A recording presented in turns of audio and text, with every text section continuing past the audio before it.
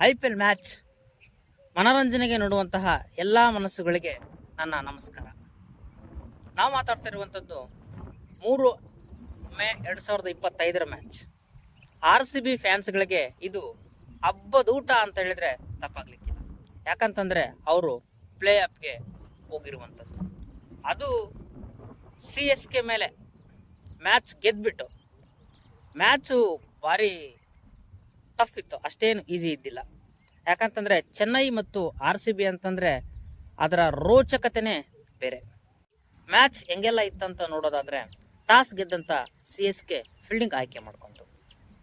Batting ಆರಂಭಿಸಿದಂತಹ RCB Virat Kohli ಮತ್ತು ಜೇಕೊಬ್ Mitchell ಇಬ್ಬರು ಕೂಡ ಹಾಫ್ ಸೆಂಚುರಿ ಮಾಡಿದರು.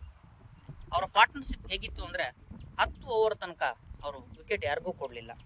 ಆದರೆ 55 ರನ್ ಹೊಡೆದಂತಹ ಜೇಕೊಬ್ ಮಿಚೆಲ್ ತಮ್ಮ ವಿಕೆಟನ್ನು ಚೆನ್ನೈಗೆ ನೀಡ್ತಾರೆ. ಅದೇ ರೀತಿ ಬ್ಯಾಟಿಂಗ್ ಮುಂದುವರಿಸಿದಂಥ ವಿರಾಟ್ ಕೊಹ್ಲಿ ಅವರು 62 ರನ್, 32 ಬಾಲ್ಗೆ 62 ರನ್ ಹೊಡೆದು ಅವರು ಕೂಡ ಔಟ್ ಆಗ್ತಾರೆ.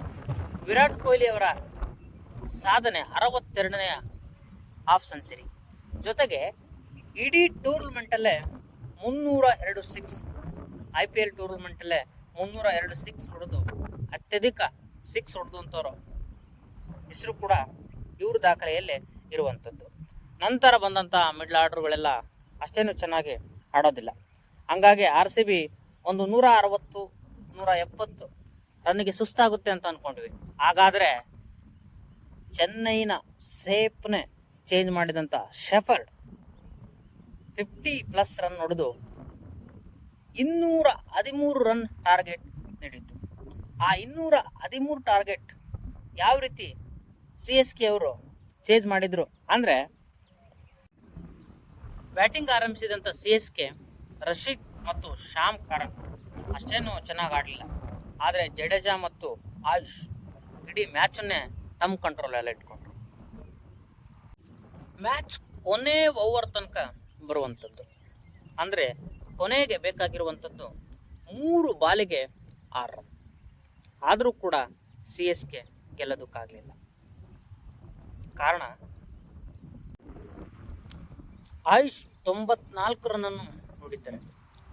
ಅವರ ಆಡೋ ರೀತಿ ನೋಡಿದ್ರೆ ಖಂಡಿತವಾಗ್ಲೂ ಚೆನ್ನೈ ಗೆದ್ದೇ ಗೆಲ್ಲುತ್ತೆ ಅನ್ನೋ ಟೈಮಲ್ಲಿ ಅವರು 94 ರನ್ ಹೊಡೆದ ನಂತರ ಒಂದು 6 ಹೊಡೆಯೋದಕ್ಕೆ ಹೋಗಿ ಔಟ್ ಆಗ್ತಾರೆ.